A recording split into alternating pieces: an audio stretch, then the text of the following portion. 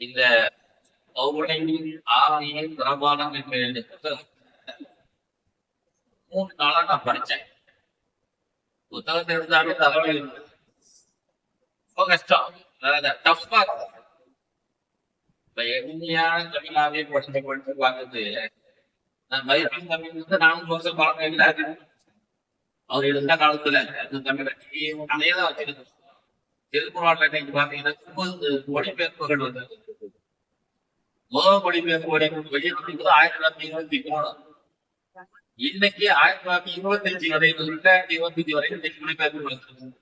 ஏன் தமிழ் மொழிபெயர்ப்பு தமிழை எளிமைப்படுத்தி எல்லாரும் படிக்கும்.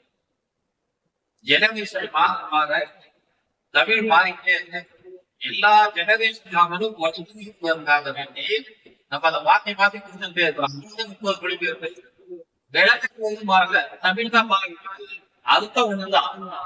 அந்த விளக்கங்கள் எதுவும் மாறல, பொருள் எதுவும் மாறல.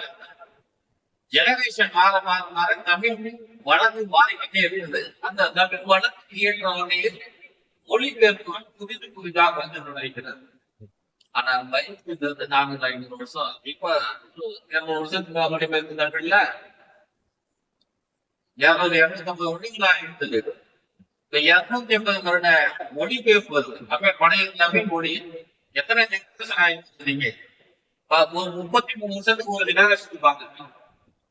இன்னைக்கு 10 தலைமுறைக்கு பின்னால இருக்கக்கூடிய மக்களுக்கு 10 தலைமுறைக்கு முன்னால தமிழ் வழக்கு நமக்கு தெரியும்.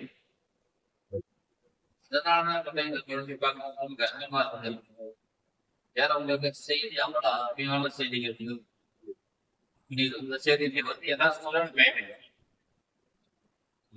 பாடத்தை தெளிவா படிச்சு புரியாத கேட்டுக்கிட்டேன். அது அந்த வகையில 2 பாடம் சார் இத வந்து அவங்க அந்த 10 நாள் வயிற்றை நிறையாக வேலை கொண்டிருக்கிறார். அதனால வயிற்று என்பது குறித்து நம்முடைய இரண்டாவது உரையாடலாம்.